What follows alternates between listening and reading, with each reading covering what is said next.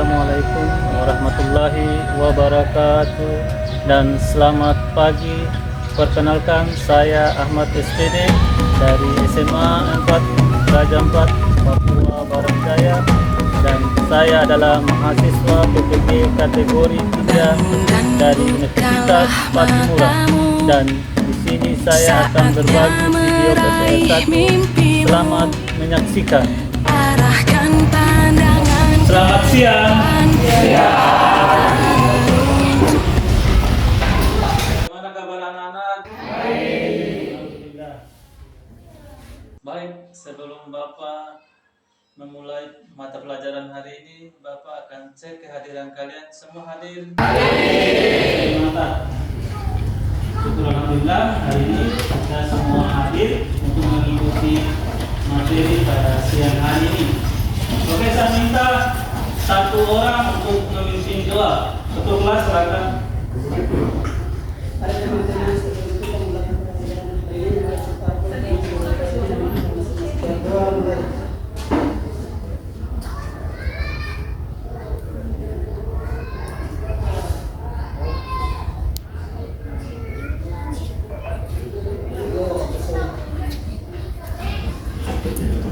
Oke, terima kasih atas waktunya untuk berdoa. Sebelum masuk materi, saya minta kalian menyanyikan lagu wajib nasional. Dimohon untuk berdiri semua.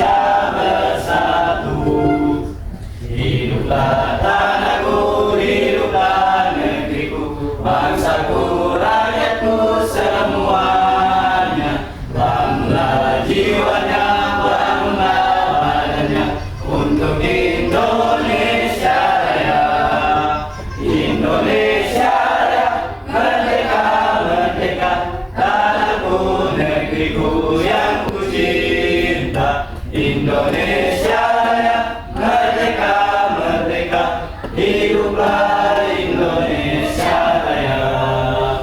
Indonesia Raya, merdeka, merdeka, tanahku, negeriku yang ku cinta. Indonesia Raya, merdeka, merdeka, hiduplah Indonesia Raya.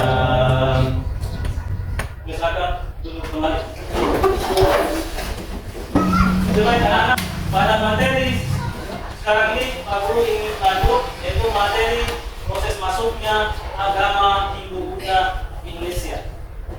Oke, pernah dengar? Jadi materi itu saling berkaitan, materi zaman praksara dan materi proses masuknya agama Hindu Buddha ke Indonesia. Masuknya agama Hindu Buddha di Indonesia. Jadi ada 5 teori yang menjelaskan. Teori pertama adalah teori Brahmana. Teori kedua adalah teori kesatria. Teori ketiga adalah teori, siapa tahu? Teori Waisa. Teori keempat adalah teori Sudra. Teori kelima adalah teori arus balik. Jadi ada 5 teori yang menjelaskan tentang proses masuknya agama Hindu Buddha di Indonesia. Oke, saya menjelaskan satu persatu. Teori pertama tadi teori apa? Teori Brahmana. Jadi dalam teori Brahmana dikemukakan oleh J.C. Fowler. Jadi saya ulangi, teori Brahmana ini dikemukakan oleh J.C. Fowler. Dalam teorinya menjelaskan bahwa proses masuknya agama Hindu Buddha dibawa oleh kaum Brahmana. Jadi itu menurut teori Brahmana. Teori kedua adalah teori kesatria. Jadi teori kesatria ini dikemukakan oleh 3 orang. Ada yang mengatakan 4 orang, ada yang mengatakan 3 orang. Yang pertama adalah Caesar. Yang kedua adalah siapa tahu? Yang kedua, yang ketiga adalah Dr. Hermos. Jadi ada 3 orang atau 4 orang yang menjelaskan tentang Indonesia masuknya agama Hindu Buddha kesatria. akibat dari kekacauan politik yang ada di India pada masa itu. Jadi itu menurut teori kesatria. Nah, teori ketiga adalah teori warisan. Dalam teori warisan ini dikemukakan oleh N.J. Krom. N.J. Krom berpendapat bahwa proses masuknya agama Hindu-Buddha di Indonesia dibawa oleh kaum pedagang atau orang yang memiliki keahlian sehingga mereka berinteraksi di Indonesia. Teori keempat adalah teori sudra. Jadi dalam teori sudra ini dikemukakan atau dijelaskan oleh Frank Faber namanya. Jadi menurut Frank Faber adalah proses masuknya agama Hindu-Buddha dibawa oleh orang yang kelas rendah atau orang yang tidak memiliki status sosialnya, yaitu Buddha. Itu menurut Frank Faber. Dalam teori keempat. Teori kelima adalah teori arus balik. Teori arus balik ini adalah dikemukakan F. Dekabos. Dalam teorinya adalah proses masuknya agama Hindu-Buddha dibawa oleh bangsa Indonesia sendiri yang menyebarkan agama Hindu-Buddha di Indonesia. Itu dalam pendapat F. Dekabos. Oke, paham? Paham tidak? Paham? Oke. Jadi 5 teori ini kita sudah menjelaskan tentang bagaimana proses masuknya agama Hindu-Buddha di Indonesia. Sudah jelas? Sudah? Sudah? Jadi Pak Guru, kalau kalian sudah jelas, Pak Guru bagi kelompok sesuai dengan Pak Guru, yaitu 4 kelompok. Jadi tiap kelompok nanti dikerjakan sesuai dengan LKPD masing-masing. Jadi Pak Guru bagi satu persatu. Bisa? Dan nanti di LKPD itu ada untuk diisi. Nanti ada petunjuknya untuk diisi per kelompok. Bisa? Setelah kalian kerjakan, setelah kalian isi, nanti kalian waktunya Pak Guru serahkan untuk presentasi minimal 2 menit atau 3 menit satu orang untuk presentasi, dan nanti tiap kelompok membacakan hasil presentasinya. Nanti yang tidak presentasi bertanya atau sanggahan atau masukan. Bisa? Oke? Bisa? Oke. Jadi Pak Guru bagikan LKPD-nya.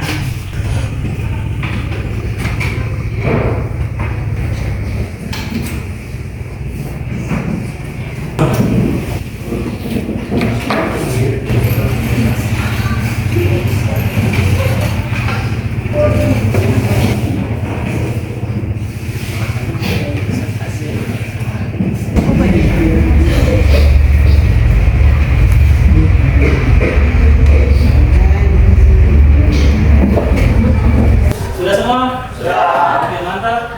Jadi saya minta satu orang untuk mempresentasikan hasil diskusinya. Yang lain bisa tanggapi atau pertanyaan nih. Ya, oke, mantap. Oke, nomor 1. Assalamualaikum warahmatullahi wabarakatuh.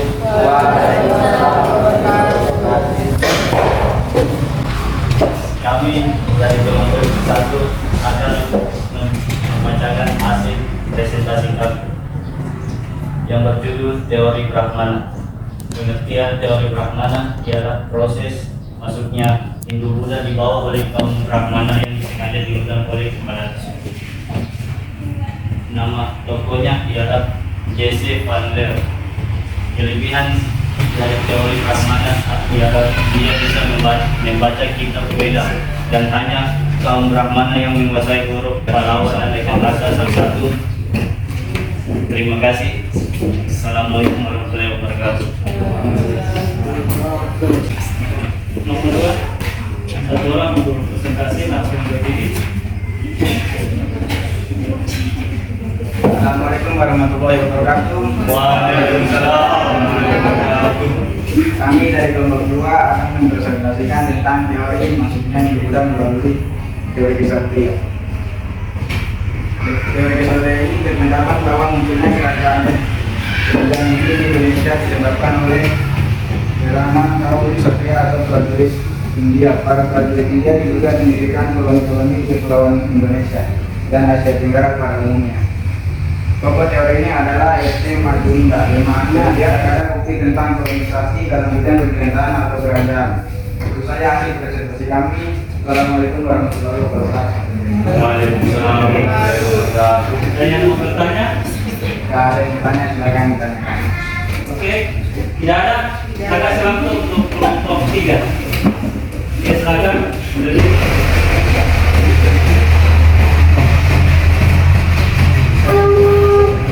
Masih menganggap dan anggapan adanya kolonisasi memberikan orang-orang pada boleh pemahaman teori dia tidak dipakai guru berawal dalam mahasiswa sendiri. Oke, ada yang mau bertanya?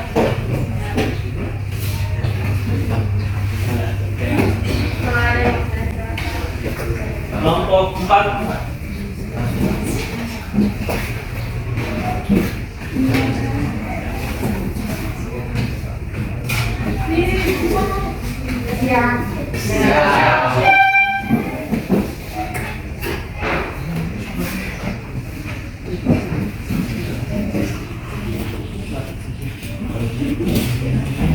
Dari kelompok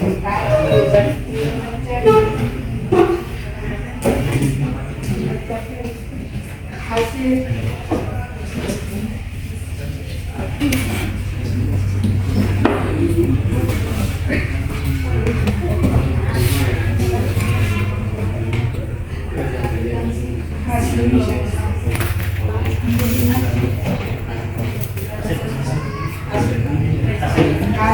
Oke, tepuk tangan buat kelompok 4.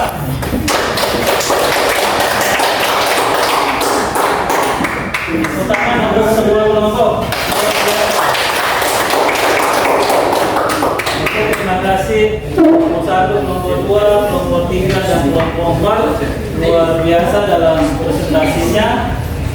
Jadi presentasi ini melatih mental kita supaya kita bisa lebih bagus lagi ke depan.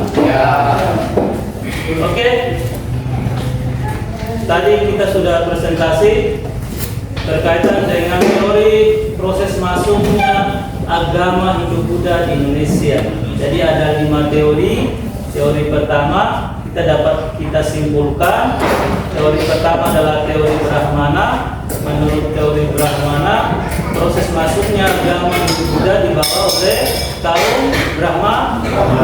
Nah, yang dikemukakan oleh siapa? Yang dikemukakan oleh J.C. Pandel.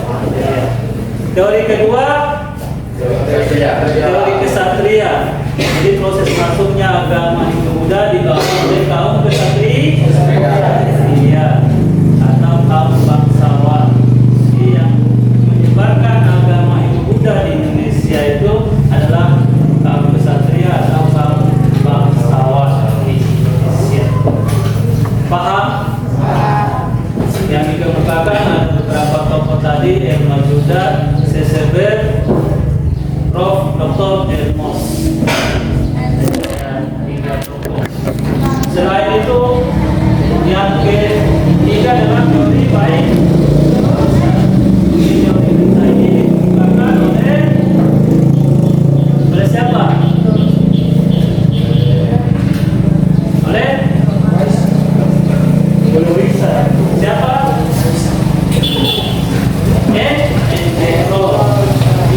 Enjekro berpendapat bahwa masuknya agama Hindu-Buddha dibawa oleh kaum Waisa, para pedagang. Jadi para pedagang inilah yang menyebarkan agama Hindu-Buddha di Indonesia.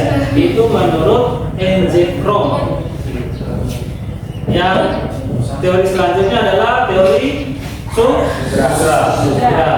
Jadi teori sutra ini dikemukakan oleh Van Valer. Dalam teorinya proses masuknya agama Hindu-Buddha dibawa oleh kaum Sutra. Kaum Sutra ini adalah pembantu atau budak. Jadi mereka menjadikan budak di kerajaan sehingga mereka menyebarkan agama Hindu-Buddha di Indonesia. Yang teori terakhir adalah teori arus balik. Dalam teori arus balik menjelaskan proses masuknya agama Hindu-Buddha dibawa oleh kaum Indonesia sendiri, orang Indonesia sendiri yang menyebarkan agama Hindu-Buddha di Indonesia. Mereka pergi belajar ke India, lama-kelamaan mereka selesai mereka belajar di India, mereka kembalinya di Indonesia, mereka menyebarkan agama Hindu-Buddha di Indonesia. Jadi ada 5 teori. Jadi Buddha di Indonesia dijelaskan oleh 5 teori. Oke. Paham? Oke. Kalau kalian paham, jadi tetap standby. Pak Guru kasih evaluasi 1 nih. Karena kalian sudah paham, jadi evaluasi 1.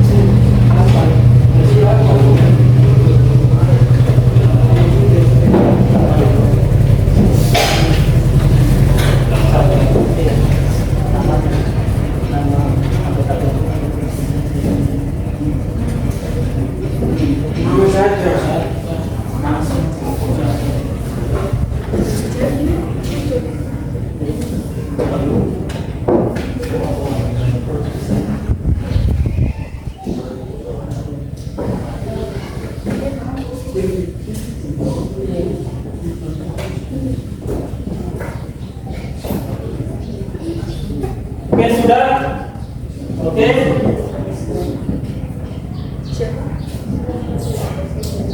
Kalau sudah? Sudah? Oke, kumpulkan.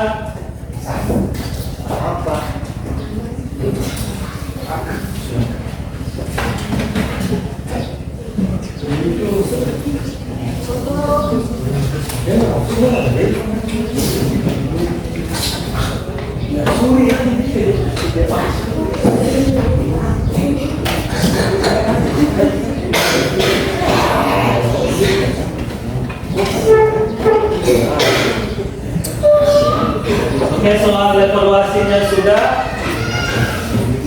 Nanti Pak Guru periksa nanti pada pertemuan selanjutnya Pak Guru. Oke, baik. Sebelum kita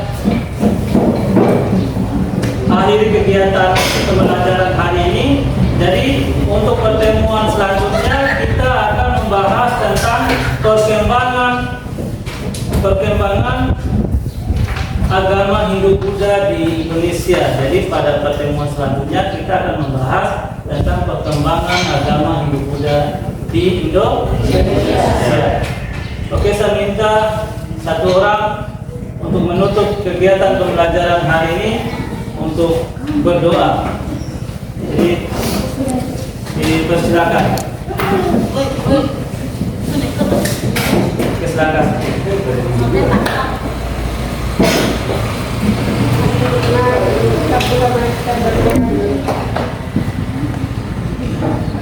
Kita masing-masing berdoa mulai.